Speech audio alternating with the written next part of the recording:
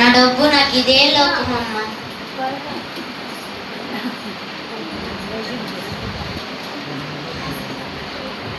Hi Lasya, ఏంటి లాస్య ఎప్పుడు డబ్బు బంగారంతోనే ఉంటావు? ఒకసారి దేవుడి సన్నిధికి వచ్చి ప్రార్థన చేసుకోవచ్చు లాస్య. వచ్చిందమ్మా, నీతో చెప్తాను.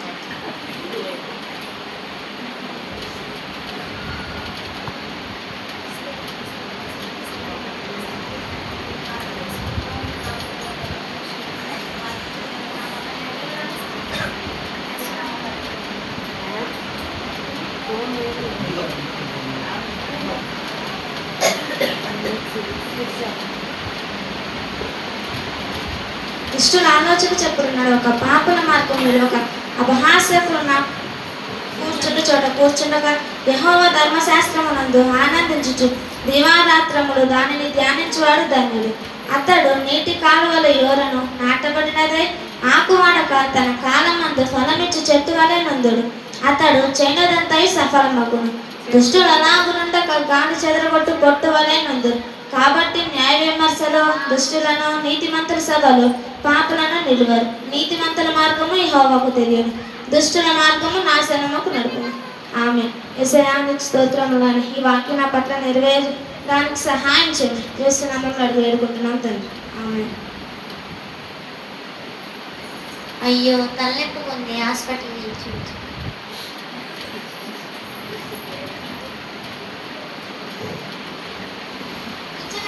గారు చెప్పండి, ఏమైందండి?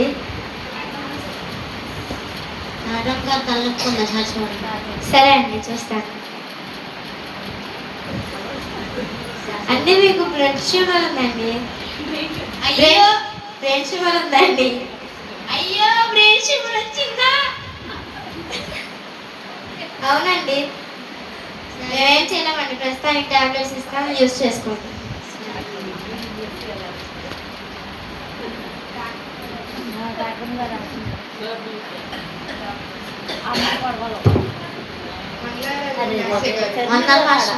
ఏంటండి బ్రెయిన్ షుగర్ అని తెలిసింది?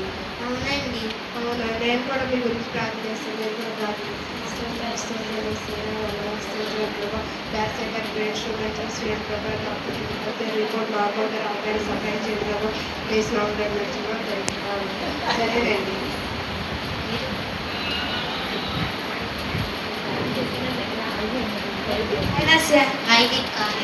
ఆరోగ్యం బాగుంటలేదని తెలిసింది, ఏమైంది?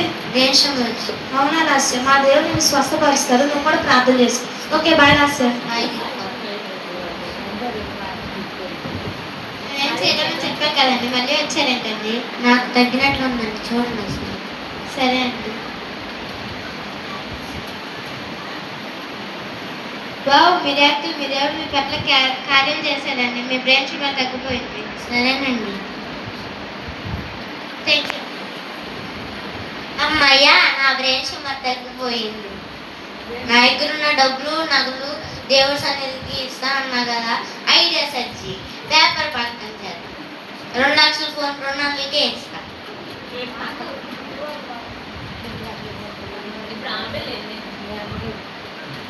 అండి, పేపర్ ప్రకటన చూసి వచ్చామండి. 2 లక్షలకి బంగారం నందాలకి ఇస్తానండి. ఇవ్వండి, ఇవ్వండి. షరతులు వర్తిస్తాయండి. ఏం చెప్తారండి? ఈ 2 లక్షల ఫోన్ని రుణాలకి, ఈ ఫోన్ని 2 లక్షలు కొనాలండి. ఈ ఫోన్ తిప్పి 10,000 కొన్నది 2 లక్షలు కొనాలా? అవునండి, నా బంగారం అంటారు. నాకు కావాలక్క, ప్లీజ్ అక్క, కావాలక్క. బాగా 2 లక్షలు కొనాలంట అక్క, ప్లీజ్ అక్క, నాకు కావాలక్క. అంటే మా చెల్లికి నచ్చింది అంటండి, మనీ తీసుకుని వస్తామండి అక్క. సరేనండి.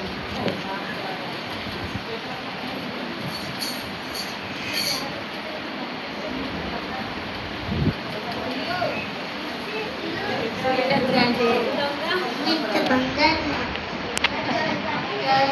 అన్నకి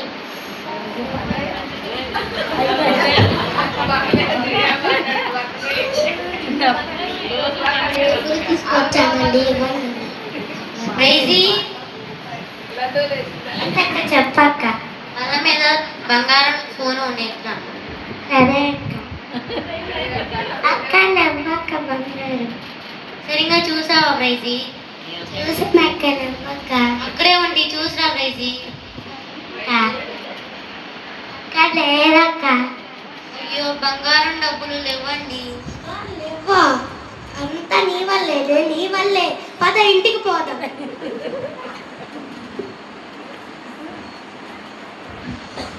చూసేవా లాస్య, నీకు దేవుని మోసం చేయాలనుకో, కానీ నువ్వే మోసపోయి ఇంకెప్పుడు దేవుని మోసం చేయమాకు లాస్య. సరే దిక్కు.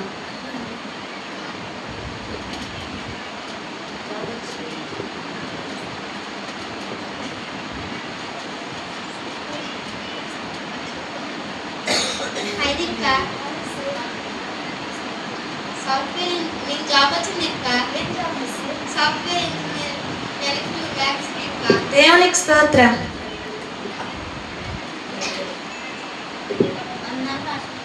చూసావా లాస్య, నువ్వు దేవుడిని మోసం చేద్దాం అనుకున్నావు. గలతీయుల పత్రిక 6వ అధ్యాయం 7వ అధ్యాయంలో ఇలా ఉంది, మోసపోకుడి, దేవుడు లెక్కింపబడి, మనుష్యుడు ఏ పంట విత్తునో అదే కోయును.